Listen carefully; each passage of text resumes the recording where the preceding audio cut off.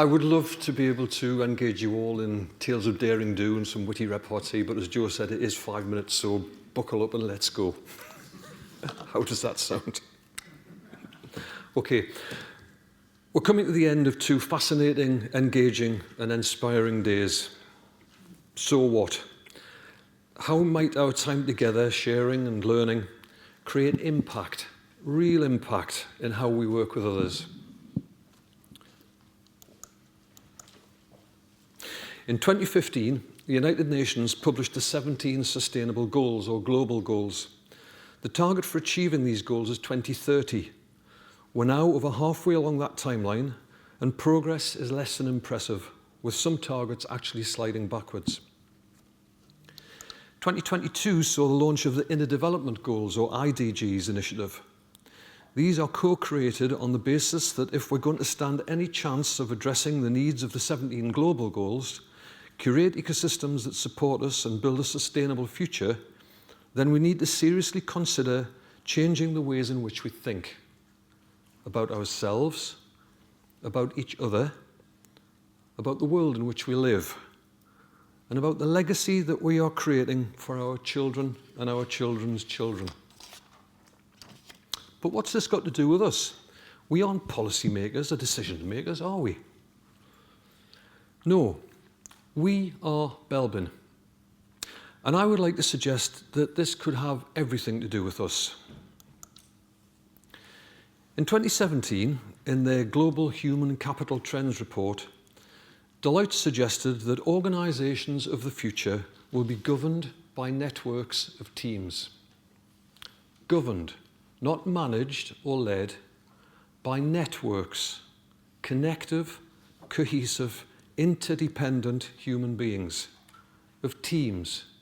Yes, teams. Now, I would like to think that right here, right now, we represent one of the largest collectives of experts on teams and teamwork in the world, right here today.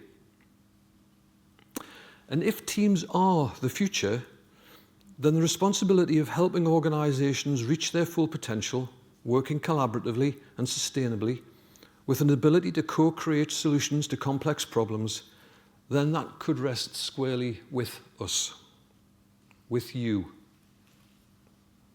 You need to be helping to build teams of tomorrow, competent teams with the ability to meet important challenges in a complex world. You can help others to understand and discover how they can begin to build what are often called high-performing teams. And all of this can start with Belbin. But is that enough? I don't think it is. Our work should be to use Belbin's team role theory to provide the building blocks that will create teams of tomorrow. Because we work with influencers, policymakers, and young people, some of whom will become the leaders of tomorrow. In 1996, Jacques Delors wrote a report for UNESCO entitled Learning, the Treasure Within, where he identifies 4 essential pillars of learning for the 21st century. Learning to be together, learning to learn, and learning to do. Why is this important? Because if the groups and teams that you are working with are not actively and continually learning, collectively and as individuals, and using that learning to constantly adjust their responses to their customers, suppliers, and stakeholders, they will be going nowhere fast. Teams of tomorrow need to become interdependent learners, capable of creating sustainable responses to increasingly complex or wicked problems, instead of depending on quick-fix interventions that are mostly reliant on what used to work. Teams of tomorrow need to become curious about whatever it is that they don't yet know, and then use this to take better action. By using the golden thread of Belbin, we can collectively encourage groups and teams to build capacity and create conditions for change, because we truly need to transform not only the way in which we work, but the ways in which we think about the ways in which we work.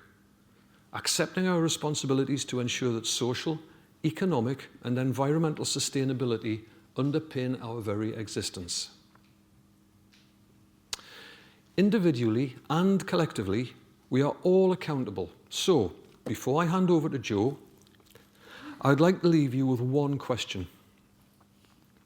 What actions will you now take to begin to transform your own practice and move forward with us to create and support teams of tomorrow?